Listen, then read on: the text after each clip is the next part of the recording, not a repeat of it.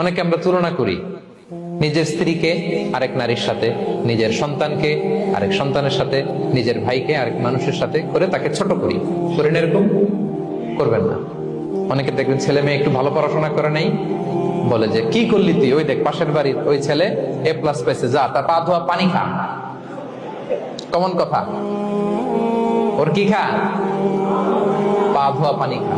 এটার একটা ভালো ব্র্যান্ডিং করা যেতে পারে, মানে A+ পাওয়া ছেলেদের পা ধোয়া পানি, এরকম মিনারেল ওয়াটারের বোতলের মতো বিক্রি করলে ভালো ব্যবসা হবে, কি বলেন? এটা হচ্ছে আমাদের মুরব্বীরা, টিপিক্যাল মা বাবারা এটা বলেন, ভুল করেন, ওনারা বুঝেন না, ওনারা বুঝেন না। কখনো কম্পেয়ার করবেন, এটা করে আপনার ছেলের মনোবল আপনি আগেই ভেঙে দিচ্ছেন, ঠিক কিনা? আপনি দায়ী আপনার ছেলে কিছু না পারার কারণে। আপনি সাহস দেন নিজে, পাশে থাকেন নিজে। A+ যারা পাইছে পা ধোয়া পানি খেতে বলছেন যে, এই জন্য ওকে, ওই ছেলেকে আল্লাহ A+ পাওয়ার জন্য বানাইছে, আল্লাহ ওকে ওই মেধা দিচ্ছে, কিন্তু আপনার ছেলেরা আবার আল্লাহ তাআলা অন্যদিকে মেধা বাড়ায় দিচ্ছে। সে ওইটা পারবে, ওইটা ওই A+ ওয়ালা জীবনও পারবে না, ঠিক কিনা বলেন?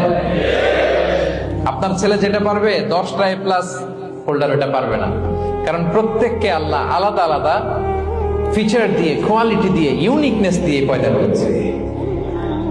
কখনো কম্পেয়ারিং করবেন না, আপনি অনন্য, প্রতিটি মানুষ অনন্য। Everyone in this world is unique. প্রত্যেককে আল্লাহ অনন্য করে বানিয়েছেন। আপনার তুলনা আপনি নিজে, আপনার তুলনা হয় না, আপনি জানেন না আপনার মধ্যে যে পটেনশিয়াল, যে কারিশমা, এটা আপনি বের করে আনতে পারেন না। ওই যে ওগুলো বলছে পা ধোয়া পানি খা, লেখাপড়া করলি না, কিচ্ছু করলি না, কিন্তু আপনি দেখা যাবে অনেক বড় ব্যবসায়ী হবেন, আপনি অনেক বড় দানবীর হবেন। You'll be a great contributor to the society. এরকম আছে না? এজন্য কম্পেয়ার করবেন না কারোর সাথে।